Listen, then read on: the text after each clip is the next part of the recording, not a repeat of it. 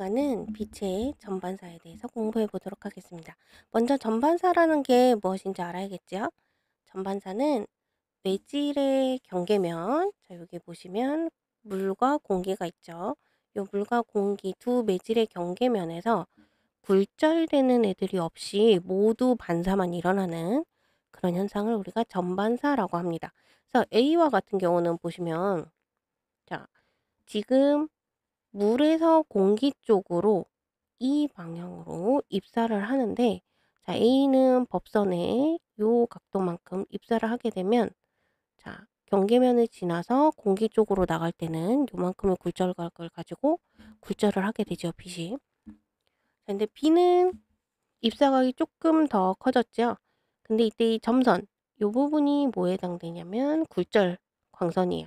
근데 굴절 광선의 굴절 각이 얼마인가요? 90도죠.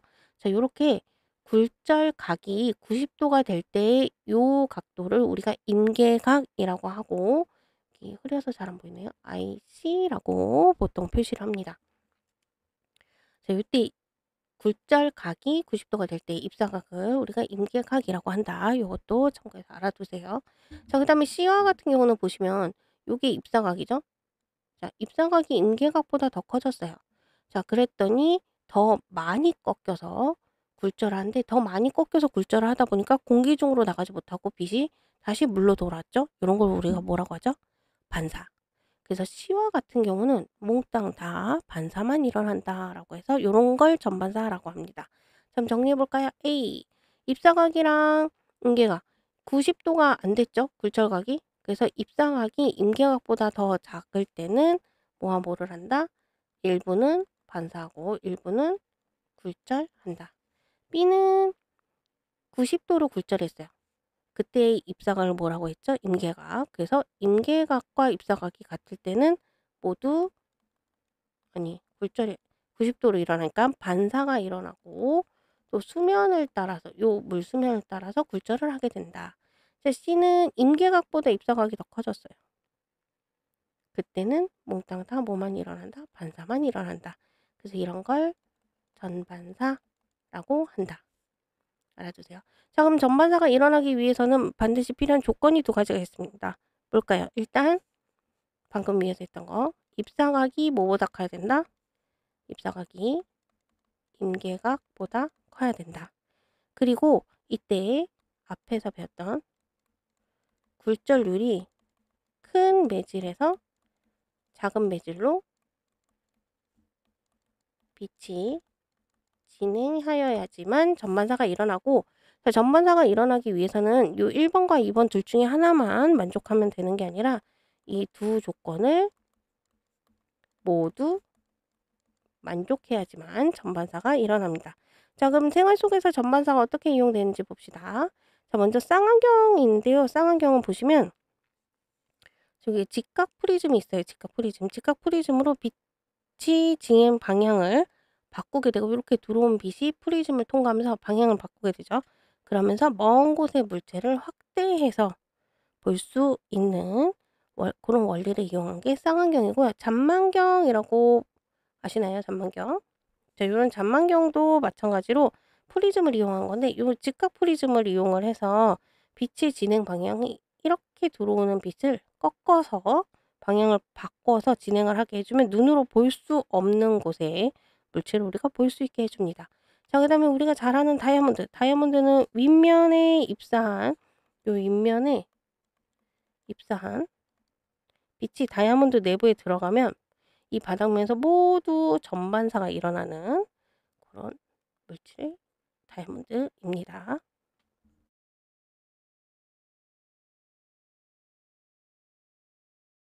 자, 그다음에 내시경 볼까요?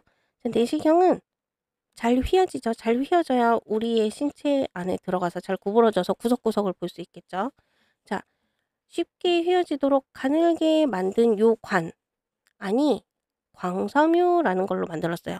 요 밑에서 바로 설명할 광섬유, 유리로 만든 섬유인데, 이 광섬유 안에 들어가면 빛이 모두 전반사를 해서 내부의 장기 모습을 이 관을 통해서 진행한 빛으로, 빛신호로 우리한테 전달을 해줍니다. 자, 그 다음에 광섬유를 이용한 장식품 등이 있는데요. 이거는 전원을 연결하지 않으면 빛이 통하지 않아서 그냥 하얀 선처럼 나일론 선처럼 보이는데, 얘들은 빛을 통과시키면 이제 빛이 손실이 거의 없이 요 광섬유를 따라서 진행을 해서 이렇게 알록달록한 빛으로 우리 눈에 볼 수 있게 만들어 줍니다. 자, 그럼 방금 본 요 광섬유를 이용한 통신 방법을 보도록 할게요. 다음은 광통신에 대해서 보도록 하겠습니다. 방금 본 광섬유 장식품 또는 내시경 안에 들어있는 내시경들을 이루고 있는 요 광섬유를 이용하는 통신 방법인데요. 광섬유 내부에서는 빛이 몽땅 다 전반사를 하게 됩니다. 그래서 그 전반사를 이용한 통신 방법을 우리가 광통신이라고 합니다. 자, 광섬유의 구조부터 볼게요. 광섬유는 유리로 만든 섬유인데, 이게 지금 보시다시피 어, 제일 안쪽에 코어라는 유리관이 있고, 그 밖을 또 다른 유리관인 클레딩이 감싸고 있습니다. 그 다음에 1차 코팅, 2차 코팅이 있고, 그 사이에 완충 역할을 해주는 완충층이 있습니다.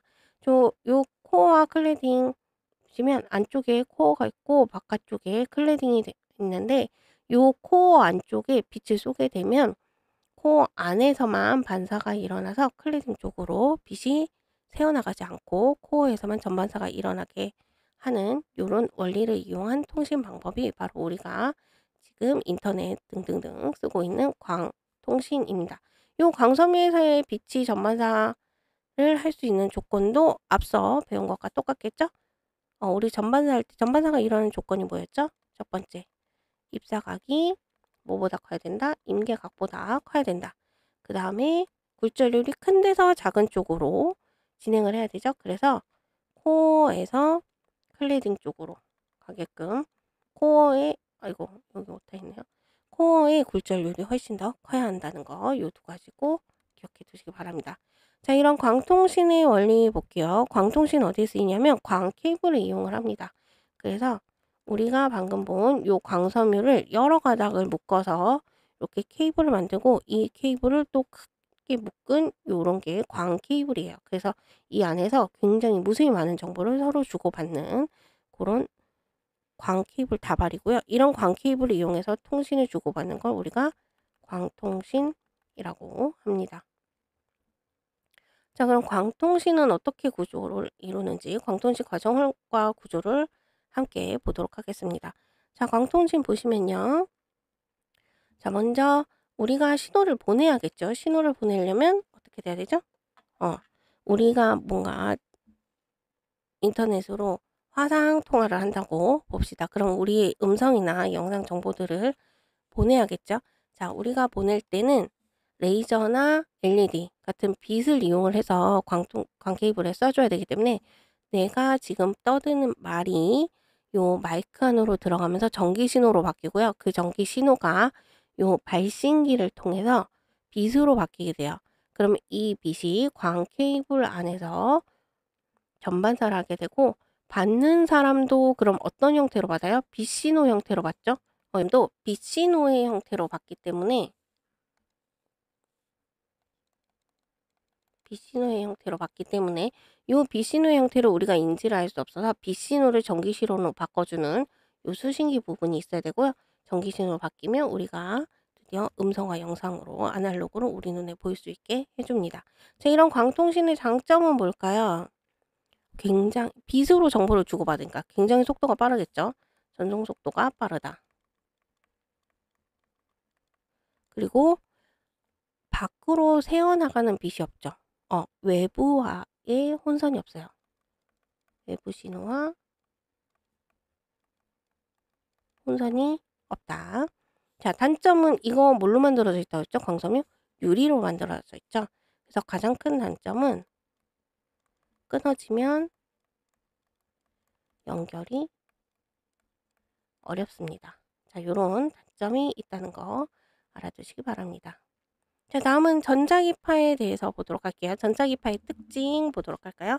자, 전자기파라는 건 그림에서 보듯이 전기장과 자기장이 서로 수직하게 진행을 하면서 퍼져나가는 파를 우리가 전자기파라고 하는데, 전기장과 자기장 그리고 파의 진행 방향이 모두가 수직한 파장이라고 보시면 됩니다.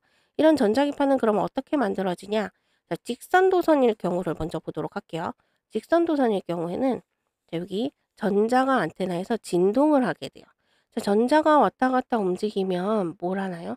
가속 운동을 하게 되죠. 요 가속 운동에 의해서 전자기파가 발생을 합니다. 전자가 진동을 하면. 그래서 이렇게 전자가 왔다 갔다 하면 전자의 흐름을 우리가 뭐라고 하죠? 전류라고 하죠. 근데 전류의 방향이 계속 바뀌는 그런 전류를 우리가 교류 전류라고 합니다. 교류 전류. 교류 전류라고 합니다. 그래서 이런 교류가 흐르게 되면 전자가 가속도 운동을 하고 그 가속도 운동을 하면 전기장이 생기고요. 왜냐면 여기 전자가 있으면 전자가 이렇게 움직여요. 그러면 반대 방향으로 전류가 흐르죠? 전류가 흐르면 그 반대 방향, 이쪽 방향이네요. 우리가 전자기유도에서 배웠듯이 뭐가 생기죠? 자기장이 생기죠. 자기장이 생기죠. 그래서 전류와 자기장이 수직하게 만들어지면서 어, 끊임없이 진행을 하게 되는 이런 전자기파가 만들어집니다. 축전기의 경우는 우리 교육과정에 축전기가 없으니까 축전기는 설명을 일단 물리원에서는 생략하도록 하겠습니다. 자, 그래서 말로 정리를 해보면 도선의 전류 방향과 세기가 왔다 갔다 바뀌면서 전기장이 만들어지는데 그 전기장의 방향도 그럼 계속 바뀌겠죠? 그러면 전기장에 따라서 자기장의 방향도 바뀔 거고 이렇게 세기와 방향이 끊임없이 바뀌는 파동이 계속 진행을 하게 되면 여기서 전자기 파가 발생을 하게 된다. 그래서 축전기는 일단 생략하시고요. 자, 결론 전자기파는 어떻게 만들어집니까? 뭐 해야 돼요? 전자가 왔다 갔다 하면 되죠. 전자가 왔다 갔다 흐르면 된다. 교류가 흐르면 전자기파를 만들 수 있다. 하는 거 알아두시고요. 자, 전자기파를 검출하는 대표적인 실험이 있습니다. 그 실험 장치 잠깐 보도록 할게요. 자, 요 실험 장치 보시면요. 알루미늄 박이 있고 그 알루미늄 박에 구리선을 지금 붙여놨어요. 구리선을 여기 이렇게 붙여놓고 요 사이에 살짝 띄워놨어요. 그러면 이 구리 사이에 앞전소자를 연결해서 앞전소자를 꽉 누르면 앞전소자는 볼펜 딸깍딸깍하는 그 뒷부분이라고 생각하시면 돼요. 그래서 그걸 꾹 누르면 순간 고전압이 걸리면서 여기에 거르게 되는데 그러면 이 구리선과 구리선 사이에 방전이 일어나요. 그러면 번쩍하고 잠깐 불이 들어옵니다. 그러니까 이 알루미늄 막 그 반짝 살짝 불이 들어오고요. 실험 과정은 여기 밑에 나와 있습니다. 그리고 요 옆에 오른쪽 그림을 보시면 요 장치 앞에 뭐가 있나요? 안테나가 있죠. 안테나 끝에는 발광 다이오드가 달려 있어요. 안테나에 발광 다이오드가 달려 있으니까 발광 다이오드는 불이 들어오면 안 되겠죠. 근데 여기 앞전소자를 꾹 누르면 순간 구리선 사이에서 뭐가 일어난다고 했죠? 불꽃 방전이 일어나면서 그 불꽃 방전에 의해서 순간적으로 사방으로 전자기파가 방출을 하게 돼요. 자, 전자기파가 방출해서 사방으로 퍼지게 되면 요 안테나에 전기장과 자기장이 통과를 하겠죠? 그러면 전자기유도 생각하시면 됩니다. 안테나, 구리 도선의 코일 안에 자기장의 변화가 생기면 이 코일에 뭐가 흐르죠? 유도 전류가 생기죠? 그래서 유도 전류가 샥 흐르면서 발광 다이오드에 반짝하고 불이 들어오는 거예요. 하지만 이 앞전소자는 순간의 방전만 일으키기 때문에 발광 다이오드에 지속적으로 불이 들어오는 게 아니라 잠깐 켜졌다 꺼지게 됩니다. 그리고 요 안테나와 요 알루미늄 막 사이의 거리가 멀면 멀수록 파동이 진행하면서 점점 약해지니까 발광도의 불빛도 약해지겠죠. 그럼 결과 정리해 보도록 합시다. 구리선 사이에서 뭐가 일어난다고요? 네, 불꽃 방전이 일어나고요.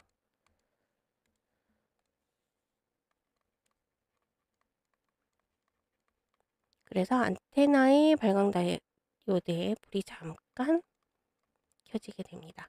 그리고 알루미늄 박과 안테나 사이의 거리가 멀어질수록 불빛은 당연히 약해지겠죠. 자, 이 실험에서 꼭 여러분이 기억하실 거. 구리선 사이에서 뭐가 일어난다? 불꽃 방전이 일어난다. 여기 오타가 있네요. 불꽃 방전이 일어난다. 그래서 일어나면서 전자기파가 발생을 하고 이 전자기파가 안테나, 그 앞에 있던 안테나를 통과하면서 발광 다이오드에 불이 켜지게 됩니다. 자, 여기 그림 보면서 정리할게요. 그림이 잘리긴 해요, 화면에. 구리선 사이에서 불꽃방전, 요 구리선 사이에서 불꽃방전이 일어나면서 전자기파가 발생을 하고, 이 전자기파가 안테나에 수신이 되면 이 안테나에 샥 하고 유도 전류가 흐르면서 발광 다이오드에 불이 들어오게 된다. 그리고 요 사이의 거리가 멀면 멀수록 전자기파의 세기는 약해진다. 요 세 가지 결과를 꼭 기억해 두시기 바랍니다. 우리 전자기파의 종류와 특징 보도록 할게요. 자, 전자기파의 종류 보시면 전자기파의 종류, 요 그림을 꼭 기억을 해 두셔야 됩니다.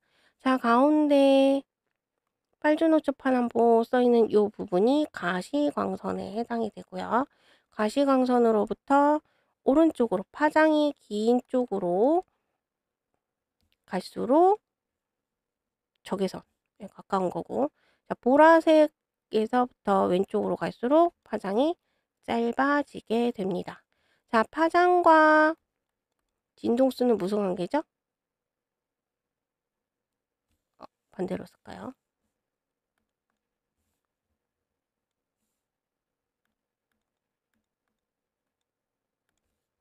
파장과 진동수는 반비례 관계죠. 자, 파장이 길수록 진동수가 작아지고 파장이 짧을수록 진동수가 커지는데, 진동수가 커지는 애들의 특징이 있어요. 에너지가 크고, 요 에너지가 클수록 세포를 파괴할 수 있게 돼요. 그리고 진동이 클수록 투과력이 좋아져요. 자, 이쪽으로 갈수록 투과력이 좋아지고 세포 파괴력이 좋아집니다. 왼쪽으로 갈수록. 그래서 과시광선을 중심으로 빨간색보다 파장이 긴 애 중에 우리가 알아야 될 거 적외선이 있죠. 자, 적외선이 하는 각각의 전자기파의 종류들이 하는 역할은 다음 페이지에서 보도록 할게요. 그리고 적외선보다 파장이 조금 긴 애가 마이크로파, 마이크로파보다 조금 파장이 긴 애가 라디오파고요. 요 둘을 합쳐서 우리가 전파라고 부르기도 합니다. 자, 그 다음에 가시광선의 왼쪽, 가시광선보다 파장이 짧은 보라색 옆에 있는 애가 자외선이고, 얘보다 파장이 더 짧은 게 X선, X선보다 파장이 더 짧은 게 감마선이에요. 자, 이쪽으로 갈수록 파장이 짧을수록 진동수가 커진다 했죠? 진동수가 커지면 투과력이 좋아져요. 그래서 자외선보다는 X선보다는 감마선이 투과력이 더 좋아집니다. 자외선 하는 역할이 뭐예요? 살균 소독이죠. 살균 소독이 뭐예요? 들어가서 세균을 죽이는 거예요. 자, 그럼 X선은 더 잘 들어가겠죠? 감마선은 더 잘 들어가겠죠? 자, 그럼 얘네들의 특징을 보도록 하겠습니다. 자, 먼저 파장이 제일 긴 라디오파 볼게요. 자, 라디오파는 주로 코일이나 축전기 같은 진동 회로를 통해서 발생하는데, 요거는 참고로 알아주시고, 라디오파는 어디에 이용합니까? 우리가 보는 TV나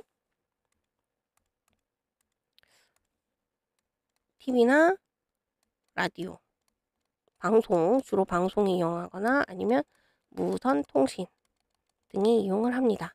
자, 장파가 있고 단파가 있는데, 장파는 파장이 길어요. 우리가 라디오로 치면 AM, FM 이런 거 들어봤죠? AM이 FM보다는 파장이 조금 더 깁니다. 파장이 길 때는 우리 교육과정에서는 빠져 있지만 회절이라는 게 있어요. 선생님 수업할 때 살짝 설명은 해줬는데, 회절이라는 게 뭐냐면 작은 틈이나 파장이 길수록 잘 꺾인다고 그랬죠. 멀리 진행을 하는 거예요. 그래서 장애물이 많아도 잘 꺾여서 들어가기 때문에 먼 데까지 통신을 할 수 있어요. 단파는 장파보다는 파장이 좀 짧아서 상대적으로 회절은 어렵지만, 여기 밑에 나오는 전리층, 태양 에너지에 의해서 공기 분자들이 막 이온화돼서 자유전자가 굉장히 많은 곳, 그런 거 우리가 전리층이라고 하는데, 그 전리층에서의 반사를 이용해서 원거리 통신이 유리합니다. 자, 그 다음에 마이크로파는 대표적으로 레이더나 위성 통신에 많이 쓰이고요. 우리가 익히 알고 있는 전자레인지에 많이 쓰입니다. 파장은 이 정도 되고요. 빛과 같이 직진성이 강한 특징이 있습니다. 자, 적외선은 가시광선 빨간색 바로 옆에 있는 파장을 가지고 있고요. 눈에 보이지는 않아요. 하지만 이의 가장 큰 특징은 열작용을 한다. 그래서 공기 중에서는 아무래도 가시광선보다 파장이 길기 때문에 가시광선보다는 잘 투과를 하고요. 그렇기 때문에 항공사진 또 적외선 감시 장치 등이 이용이 되기도 합니다. 그리고 적외선의 가장 큰 특징 중에 하나가 뭐냐면 화폐의 위조 여부 판단에도 쓰입니다. 가시광선은 우리 눈에 보이는 빛, 그래서 우리가 가시광선이라고 부르고요. 자외선 X선 감마선은 뭐라고 그랬죠? 진동수가 큰 애들, 투과력이 좋은 애들. 그래서 자외선은 미생물 파괴, 세균 파괴, 그래서 소독기에 주로 쓰이고 X선은 조금 더 투과력이 강하기 때문에 우리 인체 내부 진단, 엑스레이 같은 거 생각하시면 됩니다. 그리고 또 공항 같은데 왜 물품 검사, 검역대 보시면 되고요. 감마선은 얘보다 투과력이 더 좋아요. 그렇기 때문에 암 환자들 항암 치료 등에도 쓰이고 직접적으로 암을 제거하는 데도 쓰이기도 합니다. 자, 이어서 파동의 간섭이라는 거를 볼까 합니다. 자, 파동의 간섭 보시면 자, 지금 보시면 똑같은 파동이 서로 마주 보면서 진행을 하죠. 그러면 마주 보면서 진행하다가 가운데쯤에서 마주칠 거예요. 이렇게 두 파동이 서로 마주 보고 진행하다가 겹치게 되는 그런 걸 우리가 파동의 중첩이라고 하는데 이때 합쳐지면 여기서의 요 폭, 변이와 여기서의 요 변이가 서로 합쳐져서 그 합과 같아요. 그래서 요게 1, 1이라면 쑥 합쳐져서 여기가 이만큼으로 변이가 바뀌는 거예요. 자, 그래 놓고서는 마주쳤다가 오른쪽에서 오는 애는 계속 오른쪽으로 진행을 할 거고 왼쪽에서 오는 애는 계속 왼쪽으로 진행을 하겠죠. 그래서 서로 마주쳤다가 다시 각자의 길을 가게 되는 요런 상황을 파동의 독립성이라고 합니다. 중첩된 이후에 겹쳐진 이후에 다시 분리돼서 이전에 자기가 가려던 방향으로 그대로 유지하면서 진행을 하는 걸 우리가 파동의 독립성이라고 합니다. 다음 페이지에 그림 한 번 더 보면서 복습하도록 할게요. 자, 파동의 중첩. 방금 보신 거는 변이가 동일한 애들이 마주보고 오는 거고, 자, 이번 페이지에 있는 파동의 중첩은 변이가 다른 애들이 오는 거예요. 자, 변이가 여기를 1, 여기를 2, 1이라고 해봅시다. 우리가 조금 눈에 띄기 쉽게. 자, A는 변이가 2고 B는 1이에요. 변이가 서로 다른 파동이 서로 마주보면서 진행을 하면 조금 있다가 진행하면서 어딘가에서 마주치게 되겠죠? 그러면 이 변이가 2와 1의 합인 3으로 늘어났다가 다시 계속 진행을 하면서 겹쳐진 상태를 벗어나게 되면 다시 원래의 변이인 2와 1을 가지고 각자의 방향으로 진행하게 된다 하는 얘기야. 이런 걸 파동의 독립성이라고 합니다. 자, 이후에 여러분들이 꼭 기억하셔야 될 거 보강 간섭과 상세 간섭이라는 게 있어요. 보강 간섭은 뭐냐면 마루랑 마루가 중첩이 되는 거예요.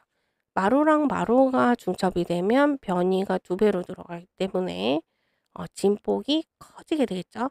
자, 이렇게 변이가 1, 마루까지 진동 중심에서 마루의 변이폭이 1, B도 똑같이 1인 파동이 서로 중첩, 합쳐지게 되면 변이가 2로 커지게 되는 요런 걸 우리가 보강 간섭, 간섭자는 써있네요.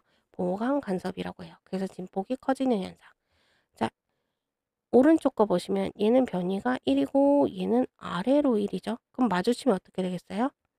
위로 1, 아래로 1이니까 마주치면 0이 되겠죠.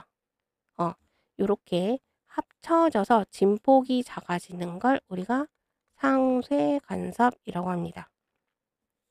그래서 보강 간섭의 경우는 변이가 커지게 되는데 이렇게 진폭이 커지게 되면 큰 소리로 바뀌어요. 그래서 우리에게 큰 소리로 들리게 되고요.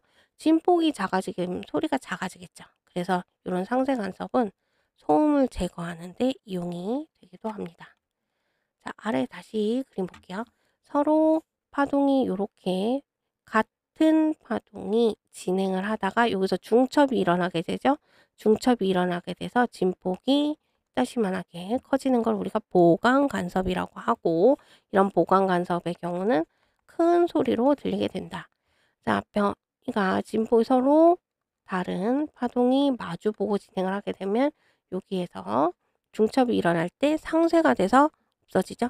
그래서 진폭이 작아지게 되는데 요런 간섭을 상쇄 간섭이라고 하고, 이런 상쇄 간섭은 진폭이 작아져서 소리가 작아지기 때문에 소음 제거에 많이 사용이 된다라고 알아두시면 됩니다. 자, 그럼 이런 파동의 간섭을 이용하는 건 뭐가 있을지 예를 한번 보도록 할게요. 자, 대표적으로 소음 제거에 주로 많이 이용이 됩니다. 그래서 여객기 내부에서 요 날개 주변에 엔진 달려 있는 곳에서 타시는 분들은 보면 굉장히 엔진 소리가 시끄럽겠죠. 그렇기 때문에 여객기 요 내부에 밖에 엔진 소리가 들어가면 시끄러우니까 여객기 내부에서 요 밖으로 엔진 소리와 진동 수는 같은데 위상, 요 마루 골이 반대이네. 엔진 소리가 이런 파동을 갖는다면 여객기 내부에서 외부로 내보내는 소리는 이런 애들을 보내게 되는 거예요. 그래서 얘와 얘가 합쳐지면 이렇게 상쇄돼서 거의 제로가 되게끔. 그래서 여객기 안에서 엔진의 소리가 최소로 들리게끔 소음을 제거하는 요런 기술에 쓰이기도 하고요. 자동차 배기관에서도 큰 소리가 나오면 안 되니까 요때 요 L1과 L2를 통과하는 음이 합쳐져서 상쇄 간섭이 일어나게끔. 그래서 여기를 통과하는 소리와 여기를 통과하는 소리가 서로 상쇄돼서 나올 때는 진폭이 최소로 줄어서 소리가 거의 안 들리게끔 소음을 제거하는 그런 원리를 이용한다. 그리고 또 다른 건 소음 제거 헤드폰. 내가 밖에 있는 잡음은 가리고 외부의 소음은 줄이고 내가 듣고자 하는 음악 소리만 크게 정확하게 듣고 싶을 때는 이 헤드폰 안에 외부의 소음을 감지하는 마이크를 달아서 이 외부의 소음과 반대되는 위상을 내보내는 거예요. 그래서 잡음은 잡고 잡음에 대한 진폭은 줄이고 이렇게 소음에 대한 진폭은 줄이고 온전히 이 헤드폰을 통해서 나오는 음악이면 음악, 영화면 영화 소리만 크게 들릴 수 있도록 얘도 역시 상쇄 간섭을 이용해서 제거를 하는 기술의 예시 중에 하나입니다. 자, 이런 보강 간섭이나 상쇄 간섭은 음악에도 이용을 하는데요. 자, 악기 같은 경우는 파동의 보강 간섭을 이용해서 큰 소리로 들리게 합니다. 그래서 지금 우리 교육과정에선 빠졌지만 줄의 진동이나 관악기 같은 거는 관 속에서의 소리의 진동 등을 이용해서 보강 간섭이 일어나게 해서 소리가 크게 들리게, 그리고 더 정확하게 들리게 이용을 하기도 하고요. 공연장 같은 경우에서는 공연 무대에서 나오는 소리는 정확하게 들려야 되고 관객들의 뭔가 소음은 잡아서 최소로 만들어야겠죠. 그래서 벽에서 반사되는 소리가 공연장에서 상쇄 간섭이 일어나면 공연장의 소리가 안 들리게 되니까 상쇄 간섭이 일어나지 않게 각도를 조절을 해서 설계를 하고, 또 천장에서 반사된 소리가 상쇄 간섭이 일어나지 않아서 모든 관객한테 골고루 퍼져나갈 수 있게 설계를 하는 것도 이런 간섭을 이용한 방법 중에 하나이다 라고 알아두시면 되겠습니다. 자, 그 다음에 의료기구에도 사용이 되는데요. 의료기구에는 초음파 발생기가 대표적인 예입니다. 초음파 발생기는 초음파가 뭔가 몸속에 있는 결석 같은 위치를 찾을 때 보강 간섭을 해서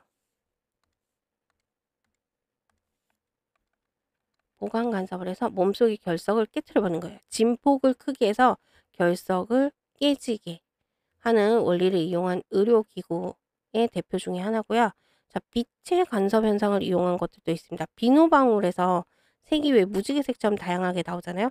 그런 것도 비누방울의 간섭을 이용을 한 거고, 같은 원리로 기름막 위에 무지개 표시 나는 것도 그런 간섭 무늬도 빛의 간섭을 이용한 것입니다.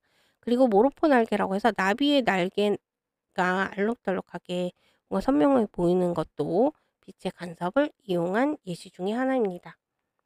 자, 이렇게 오늘 전반사와 파동의 간섭까지 공부를 해 보았습니다. 여러분 긴 시간 어려운 내용 공부하시느라 고생 많으셨습니다.